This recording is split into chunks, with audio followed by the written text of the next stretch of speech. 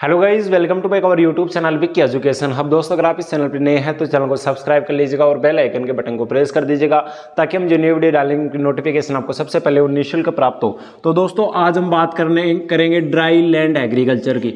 Dry land agriculture किसकी बात करेंगे? ड्राई लैंड एग्रीकल्चर की। अगर ड्राई लैंड एग्रीकल्चर की बात करूं तो जो भारत का शुद्ध बोया जाने वाला क्षेत्र है, शुद्ध फसल बोया जाने वाला क्षेत्र, शुद्ध फसल बोया जाने वाला क्षेत्र कितना है? अरे कितना है? वो है दोस्तों लगभग 142 मिलियन हेक्टेयर। कितना है? 142 मिलियन हेक्टेयर। इसका 67% क्या ड्राई लैंड एग्रीकल्चर की जाती है। इसके 67% में ड्राई लैंड एग्रीकल्चर की जाती है। क्या की जाती है? इंपॉर्टेंट है। 60% किसका? जो शुद्ध फसल बोया जाने वाला क्षेत्र है वो 142 मिलियन हेक्टेयर है। और शुद्ध शब्द को अगर आप हटा दे तो भारत में फसल बोया जाने वाला वो है दोस्तों 198 million hectare.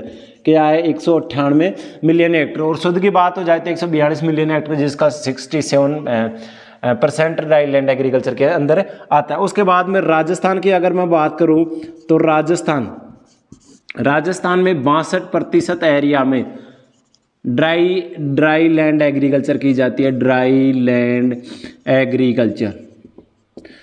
Dry land agriculture का मतलब यह है कि जहां पर वर्षा आधारित खेती की जाती हो।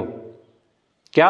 वर्षा आधारित खेती, वर्षा के आधार पर ही खेती की जाती हो, यानी कि जो वहां पर जल की कमी हो वहीं पर क्या की जाती है? ड्राई लैंड एग्रीकल्चर की जाती है। जहां पर अपने को जल के साधन नहीं हो, कोई मान के चलिए ट्यूबवेल वगैरह नहीं हो, कुओं में पानी नहीं हो, तो वहां पर ड्राई लैंड एग्रीकल्चर अपनाते हैं। तो राजस्थान में 62% एरिया में ड्राई लैंड एग्रीकल्चर करते हैं। कितने प्रतिशत में? 62% में। और भारत का जो शुद्ध फसल बोया जाने वाला क्षेत्र है वो कितना है? 142 मिलियन हेक्टेयर, जिसका 67% ड्राई लैंड एग्रीकल्चर के अंदर आता है। कितना? 67%। तो ये याद रखने वाली बात है। उसके बाद में बात करते हैं कि जो वर्षा की मात्रा के आधार पर, अब ये तो आपको कंफर्म हो गया कि जहां ये वर्षा आधारित है, वर्षा होगी तो ये खेती हो जाएगी, अदरवाइज नहीं होगी। तो यहां पर क्या है? वर्षा के आधार पर, वर्षा की मात्रा के आधार पर इनका क्लासिफिकेशन देखते हैं। वर्षा की मात्रा के आधार पर, वर्षा की मात्रा के आधार पर, किसके आधार पर? वर्षा की मात्रा के आधार पर ड्राई लैंड एग्रीकल्चर का क्लासिफिकेशन। मैं पूरा नहीं लिख रहा, आप याद रखिएगा, समझ जाइएगा कि वर्षा की मात्रा के आधार पर ड्राई लैंड एग्रीकल्चर का क्लासिफिकेशन की बात हम यहाँ पर करते हैं। तो सबसे पहले आएगा ड्राई फार्मिंग। क्या आएगा? Dry farming. ड्राई फार्मिंग में यानी कि वह क्षेत्र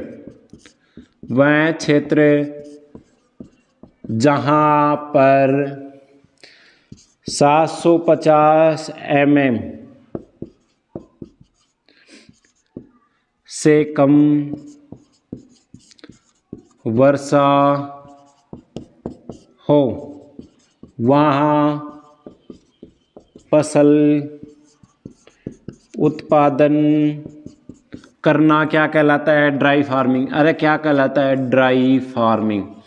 क्या कहलाता है? Dry farming. ये परिभाषा मैं अभी लिख रहा हूँ, आगे वाले के मैं भाग में नहीं लिखूंगा, एक बार आप इसे लिख लो। ड्राई फार्मिंग कहलाती है। तो दोस्तों, ये ड्राई फार्मिंग होगी। वह क्षेत्र जहाँ पर 750 mm से कम वर्षा होती है, वहाँ पर फसल उत्पादन करना क्या कहलाता है? Dry farming. उसके बाद में है सेकंड, ड्राई लैंड एग्रीकल्चर। और अभी यहाँ पर एक बार ये देख लें कि ड्राई फार्मिंग है। ड्राई फार्मिंग कितनी वर्षा हो रही है? 750 mm। 750 mm वर्षा होगी तो हम करेंगे इसमें क्या करेंगे? जो सोइल की मॉइस्चर है, इसका उद्देश्य क्या रहता है? सोइल मॉइस्चर को कंजर्व करना, कंजर्वेशन, सोयल मॉइस्चर कंजर्वेशन करना, ये इसका मुख्य उद्देश्य है। तभी अरे मृदा की नमी को बचा के रखेंगे तभी तो फसल उत्पादन कर पाएंगे उसमें, क्योंकि वर्षा तो पहले इसमें क्या कम हो रही है। ठीक है। उसके बाद में मैं बात करता हूँ सेकंड, ये ड्राई फार्मिंग में मिटा रहा हूँ, परिभाषा आप एक बार देख लो, इससे आगे वाली मैं परिभाषा पूरी नहीं बताऊंगा क्योंकि टाइम की बचत हम यहाँ पर करेंगे। उसके बाद में है दोस्तों second dry land farming, dry land farming. Dry land farming में वह क्षेत्र जहां पर 750 से या 750 से 1150 mm के बीच वर्षा होती है, उस क्षेत्र में फसल उत्पादन करना क्या कहलाता है? Dry land farming. क्या कहलाता है? Dry land farming. परिभाषा वो आराम से आप बना सकते हैं, इससे पहले वाले में मैंने आपको परिभाषा बता दी। तो क्या कहलाता है? Dry land farming. क्या कहलाता है? Dry land farming. तो यहाँ पर क्या करते हैं, इतनी वर्षा हो रही है तो जो सोइल मॉइस्चर है यहाँ पर भी क्या उसको कंजर्व करना जरूरी है। सोइल मॉइस्चर कंजर्व करना जरूरी है। जल भंडारण एक तरीके से भी बोल सकता है, तो जल भंडारण करना भी यहाँ पर जरूरी है। उसके बाद में लास्ट है दोस्तों, वो है रेनफेड फार्मिंग। रेनफेड फार्मिंग या रेनफेड फार्मिंग में क्या है, वर्षा आधारित है। तो इसमें क्या करेंगे दोस्तों, यानी कि 1150 mm से अधिक जिस क्षेत्र में वर्षा होती है वहां पर फसल उत्पादन करना क्या कहलाता है? Rainfed farming. क्या कहलाता है? Rainfed farming. और रेनफेड फार्मिंग में क्या, जल निकास की उत्तम व्यवस्था होनी चाहिए। जल निकास की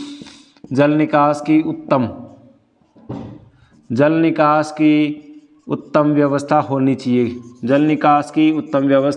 होनी चाहिए। क्योंकि वर्षा आधारित है, वर्षा ज़्यादा भी हो जाती है तो वहाँ पर जल निकास की भी अपने को होना चाहिए, ड्रेनेज करने के लिए भी अपने पास में सुविधा होनी चाहिए। तो दोस्तों ये था ड्राई लैंड फार्मिंग, रेनफेड। ये ड्राई लैंड एग्रीकल्चर के 3 भाग हो गए, जो वर्षा की मात्रा के आधार पर। अब इसके बाद में बात करते हैं सूखा किसे कहते हैं। इसके बाद में बात करते हैं सूखा किसे कहते हैं। क्या सूखा किसे कहते हैं? वो क्या है दोस्तों? सूखा जहां पर सामान्य वर्षा से 75% वर्षा कम होती है, वह उसे सूखा कहते हैं। एक तरीके से उसे सूखा कहा जाता है। ये डॉट सूखा क्या कहा जाता है? सूखा कहा जाता है। ये क्या है? सूखा जहां पर सामान्य वर्षा से 75% वर्षा क्या होती है? कम होती है। उसके बाद में है भयंकर सूखा। क्या है? भयंकर सूखा में क्या होता है? सामान्य वर्षा से 50% कम वर्षा होना। जो वर्षा हो रही थी उससे 50% वर्षा कम हो रही है तो वहां पर भयंकर सूखा कहलाएगा। और अगर 75% से कम वर्षा हो रही है तो वो क्या कहलाएगा? सूखा। अब उसके बाद में है दोस्तों कि जो ड्राई लैंड एग्रीकल्चर है उसके सिद्धांत क्या है? इंपॉर्टेंट है ड्राई लैंड एग्रीकल्चर के सिद्धांत। ड्राई लैंड एग्रीकल्चर के सिद्धांत या प्रिंसिपल।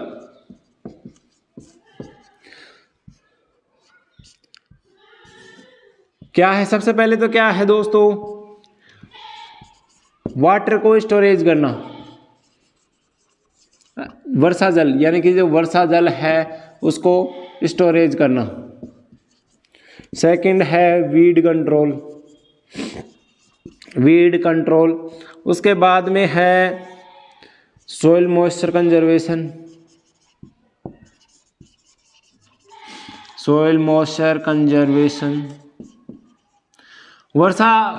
वाटर यानी कि वर्षा का जो जल है, वर्षा का जो जल है उसे स्टोरेज करने वाटर शेड बनाकर किया जा सकता है। जैसे वर्षा का जल एकत्रित कर लेंगे जैसे सीजन के टाइम में, उसके बाद में ऑफ सीजन वो उस जल से हम खेती कर सकते हैं। तो ये वीड कंट्रोल हो गया, वाटर स्टोरेज और सोइल मॉइस्चर कंजर्वेशन। उसके बाद में है वाष्प उत्सर्जन कम करना, फोटोसिंथेसिस को कम करना। अब इसको कैसे करेंगे? फोटोसिंथेसिस को कम कैसे करेंगे? कुछ केमिकल्स, बहुत सारे केमिकल्स आते हैं। जैसे कल मैंने एक तो बताया था आपको साइकोसिल। वो क्या करता है? पत्तियों की ग्रोथ को तो कम करता है, जड़ों की ग्रोथ को ज्यादा करती है। पत्तियों की ग्रोथ कम होगी, पत्तियां कम होंगी तो वाष्प उत्सर्जन वहां पर क्या होगा?